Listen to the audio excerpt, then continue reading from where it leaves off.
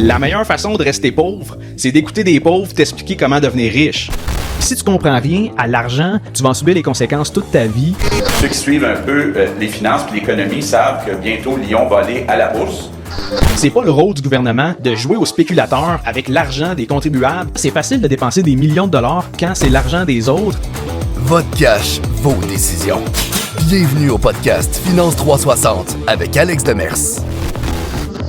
Vous avez sûrement déjà entendu la phrase « Vous ne posséderez rien et vous serez heureux ». Ben là, on est presque rendu là. En 2025, on n'achète rien, on paye des abonnements qui peuvent aller à vie. On peut penser à Microsoft, Adobe, iCloud. Tout est devenu une dépense mensuelle ou annuelle qui est récurrente. Et pendant ce temps-là, la hausse du prix des maisons fait en sorte que ça devient impensable de devenir propriétaire. Il y a le coût de la vie qui explose pour toutes les dépenses essentielles. Et là, les Gen Z se ramassent également coincés dans un marché du travail qui est de plus en plus hostile. On peut penser à l'arrivée de l'intelligence artificielle et déjà, les entreprises qui engagent moins de jeunes. Si on regarde le taux de chômage des 15 à 24 ans pour le mois de juillet, ça atteignait 14,6%. Donc, dans l'épisode d'aujourd'hui, on va voir pourquoi la génération Z, c'est probablement la génération la plus pauvre de l'histoire moderne et surtout, pourquoi elle fait face à un contexte économique qui est beaucoup plus difficile que ses parents ou ses grands-parents. Donc, premièrement, j'ai pas le choix de vous parler de l'économie des abonnements, c'est-à-dire que initialement, ça a commencé avec les compagnies de streaming comme Netflix, donc que tu payes un abonnement pour avoir accès au contenu. Puis après ça, ça s'est propagé à des entreprises qui streament de la musique comme Spotify. Puis maintenant, la plupart des compagnies, ils ne vendent plus de logiciels. À la place, tu dois t'abonner à l'un de leurs forfaits. Par exemple, on peut penser à Microsoft Office. Dans le temps, tu achetais la licence une fois puis c'était réglé. Maintenant, tu payes un abonnement annuel pour utiliser Word, Excel, PowerPoint. Et même chose pour Adobe. Dans le temps, tu achetais Photoshop puis ça s'arrêtait là. En 2025, ce n'est plus possible de faire ça. Encore une fois, tu dois t'abonner à l'un de leurs forfaits pour avoir accès à Photoshop ou n'importe quel autre logiciel d'Adobe. Et c'est le même principe pour les services cloud parce que si jamais tu dépasses l'espace de stockage gratuit là, qui est fourni à la base, autrement, tu dois payer un abonnement annuel soit pour Google Cloud, Dropbox ou iCloud et tout ça juste pour conserver tes photos puis tous tes fichiers en ligne sur le nuage. Et tout ça pour dire qu'avec l'économie qui est basée sur les abonnements, tu te retrouves à payer par mois pour des produits ou des services, mais au final, tu n'achètes rien, là, tu possèdes rien de concret, tu es seulement un abonné et si tu veux conserver ton accès, tu es condamné à payer ton abonnement à perpétuité, même si à chaque année, la compagnie elle peut continuer de monter ses prix. On se rappelle de l'annonce de Spotify dans le temps, ça disait que pour le prix d'un café, tu as accès à toute la musique sans aucune publicité. Rendu en 2025, l'abonnement payant à Spotify s'est rendu à 12$ par mois. Et la raison pour laquelle le modèle d'affaires qui fonctionne avec les abonnements payants, pourquoi c'est aussi populaire, c'est parce que c'est avantageux pour les compagnies qui l'utilisent parce que, évidemment, ça leur permet de générer des cash flows qui sont stables et prévisibles avec les abonnés qui payent chaque mois. Et de l'autre bord, leurs dépenses ils ne sont pas corrélées avec le nombre d'abonnés, c'est-à-dire que qu'il y ait 100 000 abonnés ou 1 million d'abonnés, le coût de l'infrastructure pour offrir leurs produits, ça reste pas mal le même. Et du côté des clients, la formule d'abonnement, elle nous paraît aussi intéressante dans le sens que, au lieu de sortir un gros montant d'un coup pour effectuer un achat, on paye une petite somme à chaque mois ou à chaque année, puis on a également la possibilité d'annuler notre abonnement si jamais on veut plus utiliser leurs produits ou services. Mais ultimement, la génération Z est rendue habitué à ce modèle d'affaires-là et c'est rendu un standard d'être un abonné à un service ou à un produit au lieu de concrètement acheter ce produit-là puis le détenir avec la possibilité de le revendre ou quoi que ce soit. Et sinon, du point de vue financier, la Gen Z n'est pas complètement illettrée non plus, là. Ils comprennent relativement bien le concept des intérêts élevés sur une carte de crédit, ce qui n'empêche pas que les gens de moins de 26 ans sont les personnes qui affichent le taux taux le plus élevé pour les retards de paiement sur les cartes de crédit. Là, je parle de retards importants, on parle de 90 jours et plus. Et le point ici, c'est que les Gen Z, ils trouvent l'approche du buy now, pay later, donc acheter maintenant, payer plus tard. Ils trouvent cette approche-là intéressante du fait qu'il n'y a pas d'intérêt avec ces compagnies-là. On peut penser à Klarna, Affirm, Afterpay, toutes des entreprises qui leur donnent la possibilité d'acheter maintenant et de payer plus tard sous forme de 4 versements sans intérêt. Et oui, sur papier, ça peut avoir l'air d'une bonne idée. Par contre, le crédit facile, ça pousse le monde à dépenser plus pour des affaires qu'ils n'ont pas nécessairement besoin,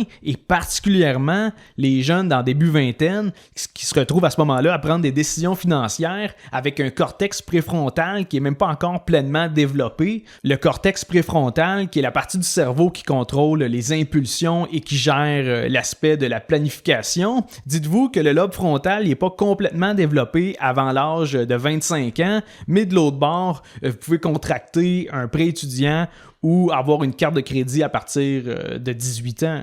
Et comme vous le savez, il y a également le problème qui est lié à l'accessibilité à la propriété, avec le prix des maisons qui ont explosé depuis les 5 dernières années. Si on regarde le prix d'une maison moyenne par rapport au salaire moyen au Québec, en 2025, on parle d'un multiple d'environ 7,5, c'est-à-dire que pour le prix d'une propriété moyenne, ça représente 7,5 fois le salaire moyen au Québec. Et si on compare avec les données de 1985, à l'époque, c'était 2,5 fois le salaire moyen. Ce qui veut dire que le multiple, il a triplé sur une période de 40 ans, ce qui fait en sorte que c'est rendu beaucoup plus difficile pour la classe moyenne de devenir propriétaire d'une maison unifamiliale. Et en plus de ça, il faut considérer également la forte remontée de l'inflation depuis 2021, l'augmentation du prix de la nourriture, de l'essence, des assurances et surtout du logement. C'est sûr que ça affecte le budget des ménages canadiens,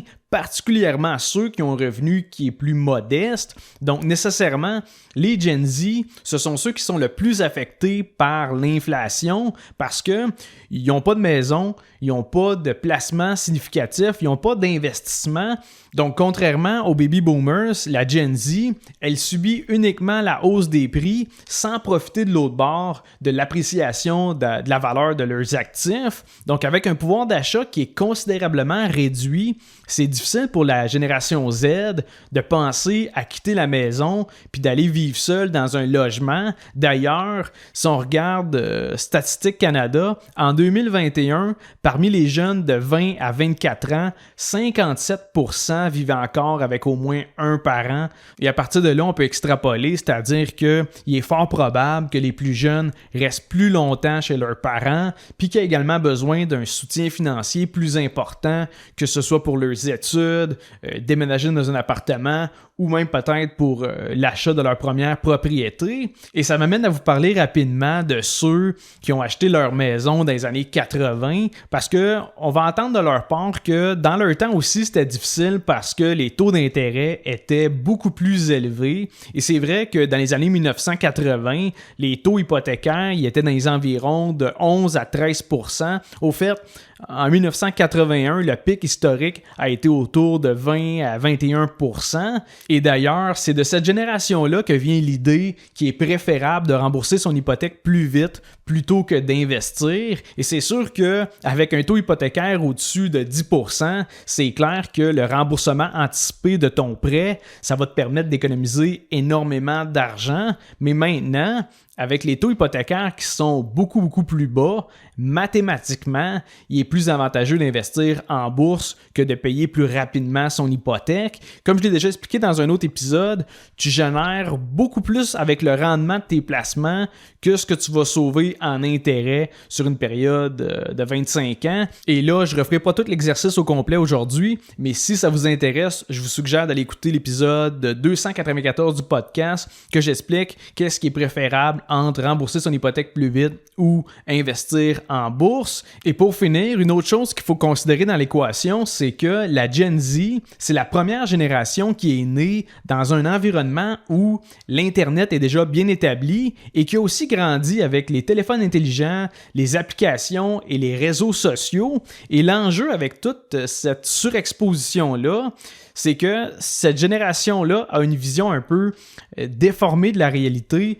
Dans un sondage qui a été fait en 2023 aux États-Unis auprès de la génération Z, il y a plus de 50% des répondants qui ont indiqué vouloir devenir influenceurs. Et c'est le fait que créer du contenu en ligne, c'est vraiment rendu accessible à tout le monde, sauf que ça ne signifie pas que tout le monde peut gagner sa vie de cette façon-là non plus. Il y a aussi le terme cyberdépendance qui est récemment apparu et c'est ce qui décrit en fait l'addiction aux jeux vidéo ou aux réseaux sociaux et ce phénomène-là peut causer de l'isolement, de l'anxiété, une baisse de productivité. Mais bref, je pense que tout le monde sait qu'il y a des effets néfastes à passer la journée la face devant son écran. Et là, je le répète, petite parenthèse, je suis très conscient que ça ne touche pas seulement les jeunes de 20 ans. Je pense qu'on est tous un peu affectés par les distractions de notre téléphone, que ce soit les notifications aux 2 minutes ou le temps qu'on perd à regarder des vidéos non-stop. C'est juste que nous, on a eu quand même notre enfance, notre adolescence, notre vie de jeune adulte pour se développer sans ces technologies-là, tandis que la génération Z, c'est pas mal tout ce qu'elle a connu, dans le sens que toute son enfance, son adolescence, tout ce qu'elle se souvient, l'Internet a toujours été là, elle a vu l'apparition des téléphones intelligents, des réseaux sociaux, tout ça, et ça a été des personnes qui ont été touchées très jeunes par toutes ces technologies-là. Par contre, malgré tout ça, je pense que c'est important de le dire, la Gen Z, c'est la génération qui a commencé à investir en bourse le plus tôt, c'est-à-dire le plus jeune. Encore une fois, l'accès précoce à l'Internet et au téléphone intelligent, ça n'a pas juste du négatif non plus. En fait, bien utilisé, c'est une source d'information qui est pratiquement illimitée. Là. Avec YouTube, les podcasts, puis ChatGPT, en 2025, tu peux en apprendre des affaires sans même sortir de chez toi. Donc oui, c'est une génération qui fait face à des défis économiques qui sont majeurs, mais de l'autre bord, ils ont accès aussi à des technologies, des outils que les générations précédentes n'avaient pas. Donc pour conclure l'épisode, oui, je suis de l'avis que c'est une période économique assez difficile pour les plus jeunes, mais il faut quand même relativiser un peu là, parce que faut pas penser que les Gen Z ils vivent dans le pire moment de l'humanité non plus. Juste à penser aux gens qui font partie de la génération perdue, ça c'est du monde qui sont nés entre 1883 et 1900. Ça fait tellement longtemps de ça qu'il n'y a plus personne qui peut se souvenir d'eux autres, mais si on recule dans le temps, cette génération-là a dû se battre dans la Première Guerre mondiale. Ensuite, elle a subi la Grande Dépression de 1930. Puis après ça, ils ont dû envoyer leurs propres enfants à la Deuxième Guerre mondiale. Donc, comme on dit, quand on se compare, on se console. Et sur ça, je vous laisse réfléchir. Est-ce que la Gen Z est vraiment condamnée à être plus pauvre que ses parents et à ne rien posséder? Ou au contraire, est-ce que c'est la génération qui va profiter du plus grand boom économique qui est lié à l'apparition de l'intelligence artificielle? C'est une réflexion que je vous lance. Personnellement, j'ai pas la réponse à cette question-là. Et si vous avez apprécié l'épisode d'aujourd'hui, je vous invite à laisser un 5 étoiles sur Spotify ou à vous abonner sur ma chaîne YouTube. Et on se revoit mardi prochain pour un autre épisode de Finance 360.